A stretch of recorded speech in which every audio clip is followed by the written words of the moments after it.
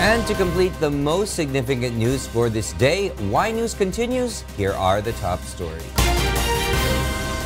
President Rodrigo Duterte's economic team is taking back its advice to suspend the second tranche of fuel excise taxes scheduled to be implemented in 2019.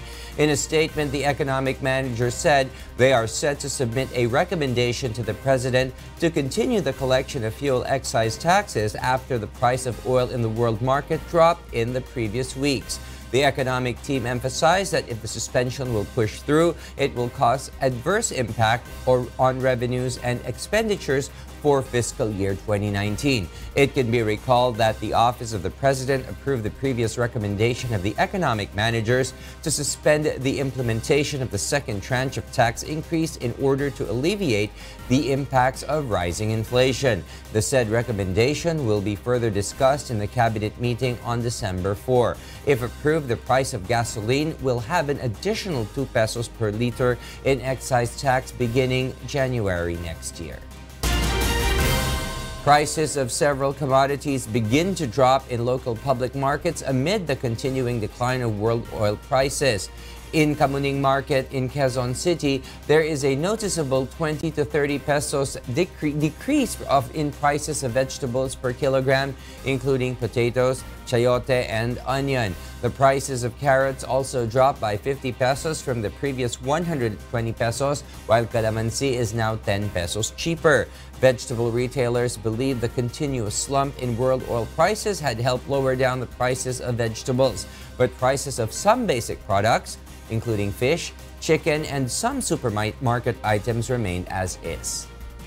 Free market tayo eh. Free enterprise, di ba? Laissez-faire. Ibig sabihin, hindi regulated, hindi parang communist country na lahat ng tindahan ay hawak ng Estado, no? The state is the owner of all the businesses. Retailers recommend that consumers take advantage of bargain sales to save more money, as this is the time of year when traders want to dispose their inventory before the year ends. The Bureau of Fisheries and Aquatic Resources, or BFAR, will implement a 3-month fishing ban in the entire Zamboanga Peninsula beginning December 1st. The ban particularly covers a variety of sardines, which as the local tamban, tunsoy, haul-haol, kabagak, and balantiog, among others. BFAR says the ban aims to provide fishes ample time to breed. BFAR also reminds fisher folks that the use of fish nets such as the purse seine, ring net, bagnet, and scoop net are also not allowed. Violators of small-scale commercial fishing will face a fine of up to 50,000 to 100,000, but those who will violate provisions of the large-scale commercial fishing will face a fine of up to 5 million pesos. The BFAR assures to provide assistance for affected fisherfolk on the duration of the fishing ban. As far as yung maibibigay na tulong sa mga maraming agency din ang kasama namin, DOST, DSWD, yung mga agency na tumutulong dyan. In fact, kahit yung mga malalaking kumpanya na apektado sa fishing nila, may mga tao rin silang tutulungan. President Rodrigo Duterte skips the commemoration rites of the 155th birth anniversary of national hero Andres Bonifacio. Duterte was supposed to lead the flag raising and wreath-laying ceremonies this afternoon at the Bonifacio Monument in Caloocan City. According to Malacanang, the president went to Mindanao to attend the problem of insurgency and other urgent matters, including the arrest of former Bayan Muna Party List Representative Satur Ocampo, ACT Teachers Party List Representative Franz Castro, and others allegedly due to child trafficking. Ocampo, Castro, and 16 others were arrested on Wednesday night as they were passing a military checkpoint area in Calangingod, Davao del Norte. I don't think so. Why? Violated our laws. No? We will be treated like just one of the... No special treatment. No special treatment. Hindi naman, not because ganun si Satur involved, but iba to eh. As I said, bata ang mga involved dito, and it's something to look at. Malacanang also stressed that the president highly respects Andres Bonifacio and that his absence in today's rites does not mean he is setting aside the ideals fought for by the national hero.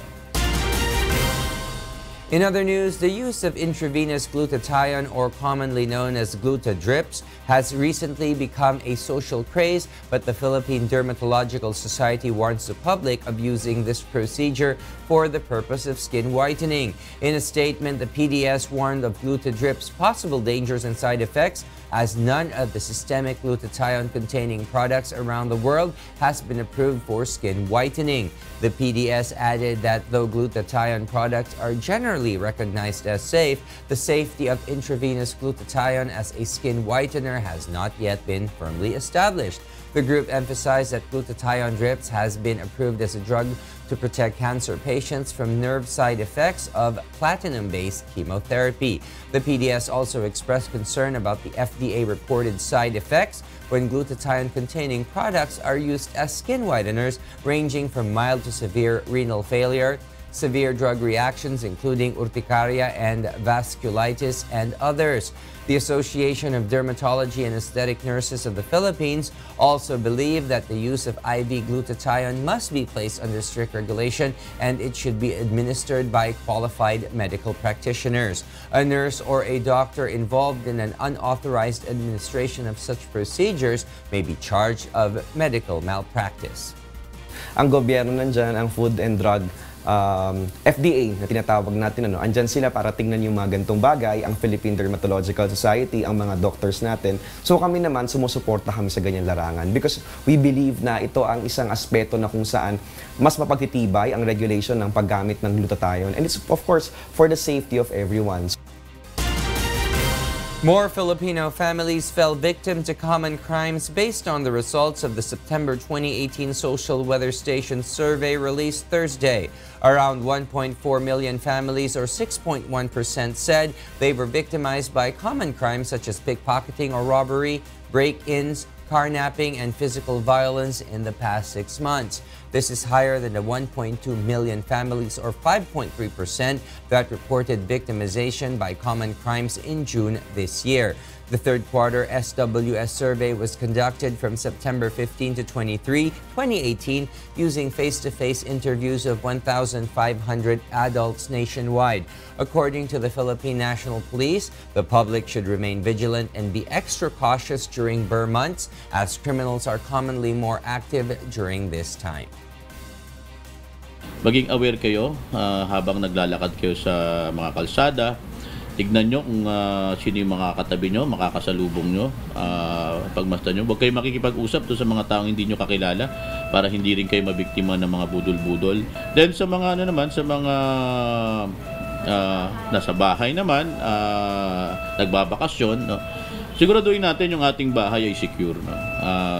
Kung maaari, bumili tayo ng CCTV. Malaki kasing factor din yon, deterrence sa mga would-be. Magtatry na magnakaw sa bahay natin.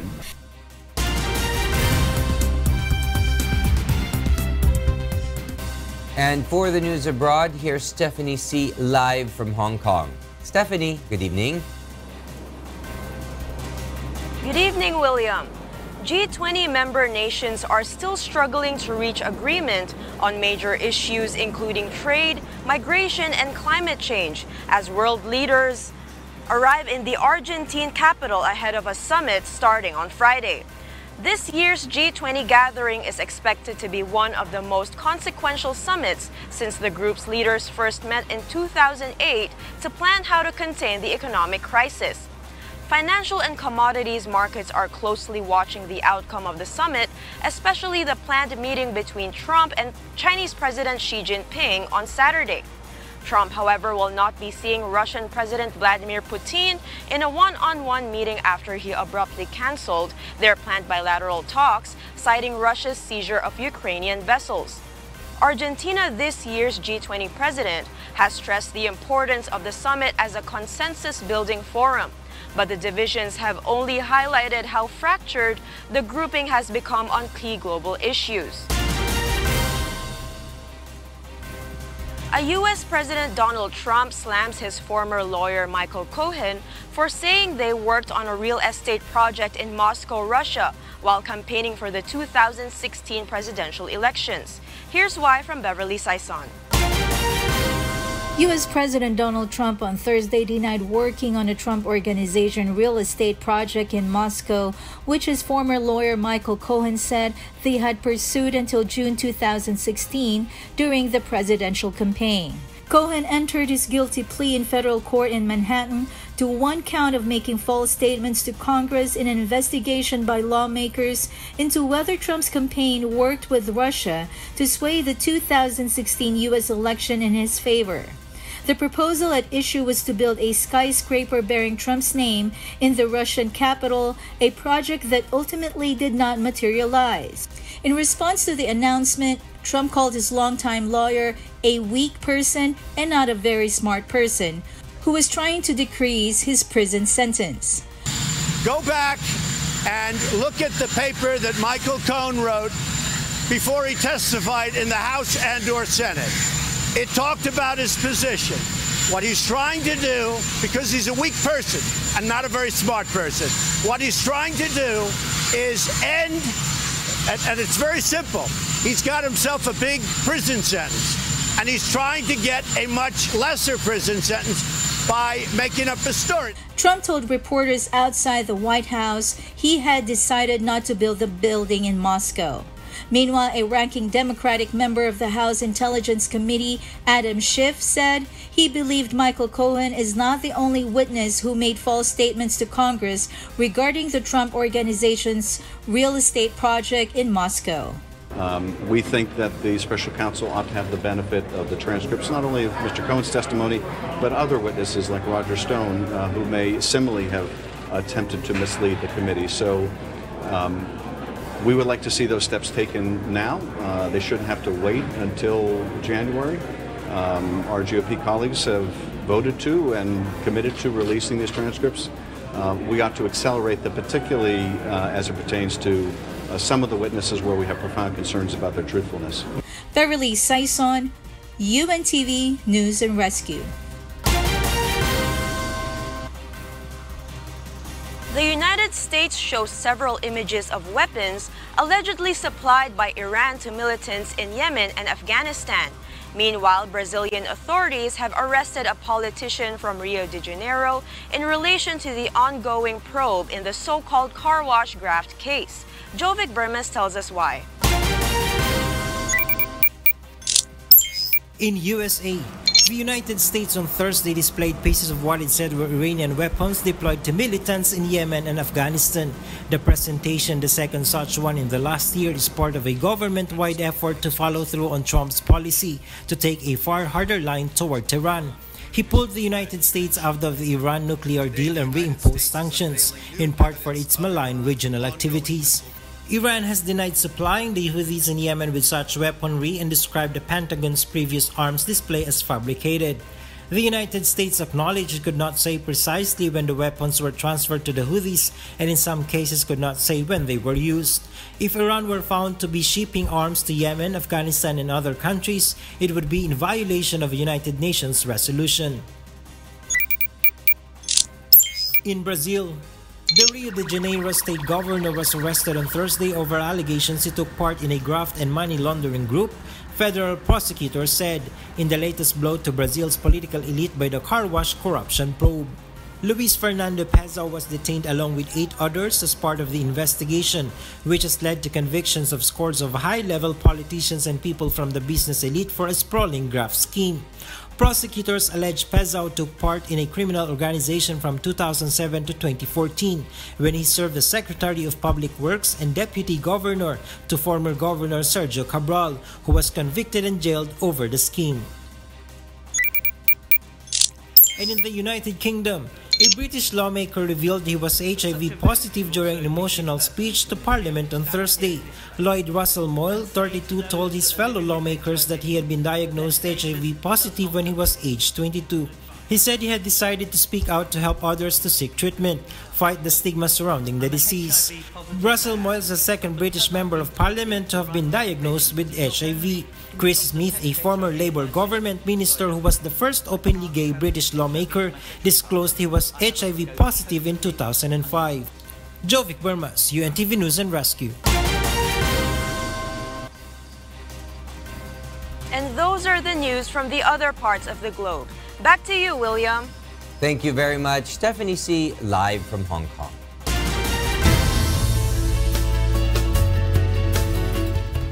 The Pentagon is looking to invest in exoskeleton technology in its plan to produce a new generation of soldiers. Beverly Saison will tell us why. The U.S. Army is investing millions of dollars in exoskeleton technology to make soldiers stronger and more resilient, in what experts say is a part of a broader push into advanced gear to equip a new generation of super soldiers.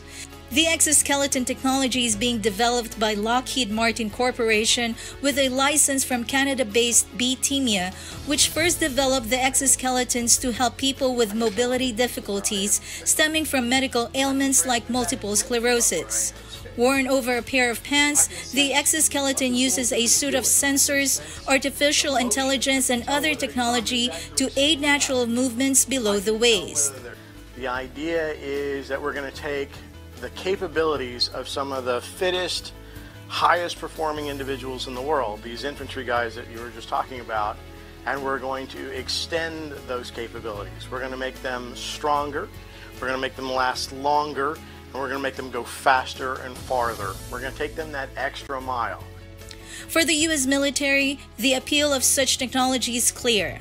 Soldiers currently head into war zones bogged down by heavy but critical gear like body armor, night vision goggles, and advanced radios. Altogether, that can weigh anywhere from 90 to 140 pounds when the recommended limit is just 50 pounds. Lockheed Martin announced it won a $6.9 million award from the U.S. Army Natick Soldier Research, Development and Engineering Center to develop the exoskeleton called Onyx under a 2-year sole source agreement. We're going to focus on mechanical means to go ahead and increase the capability of human beings. There's a man-machine interface, and that man-machine team is basically what you're looking at here. The United States is not the only country looking at exoskeleton technology. Samuel Bendet from the Center for Naval Analysis, a federally funded U.S. research and development center, said that Russia and China were also investing in exoskeleton technologies.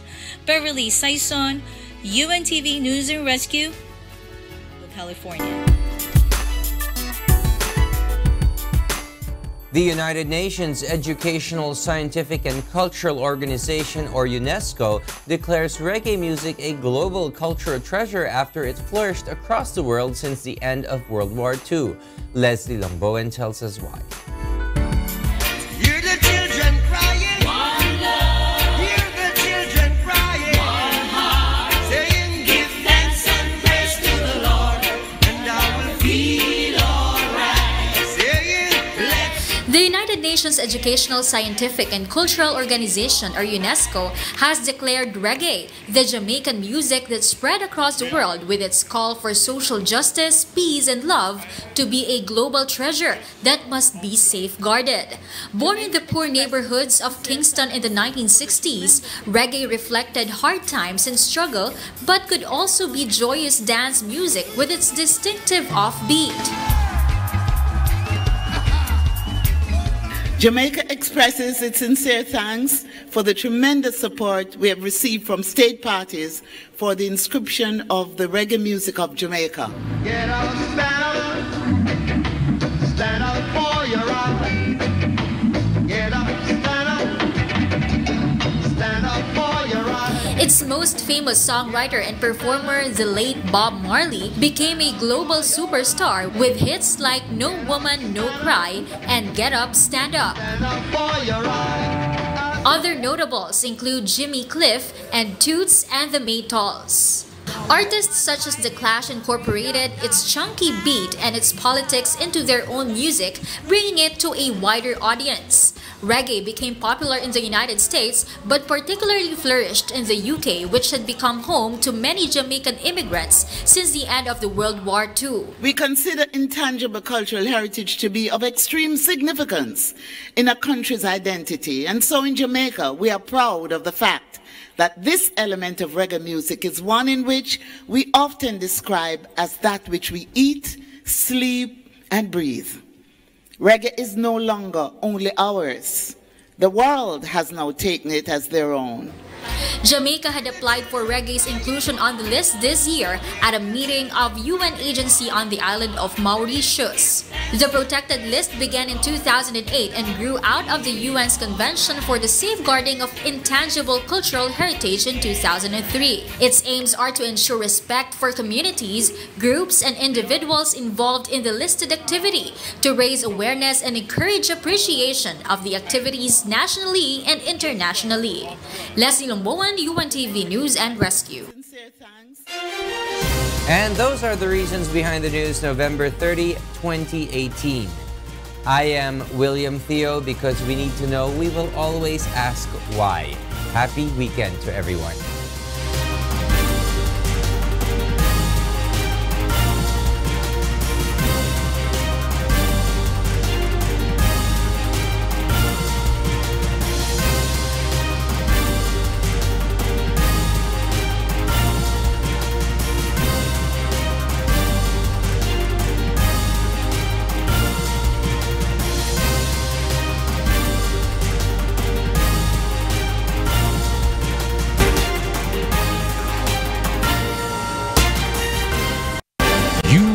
UNTV, your public service channel.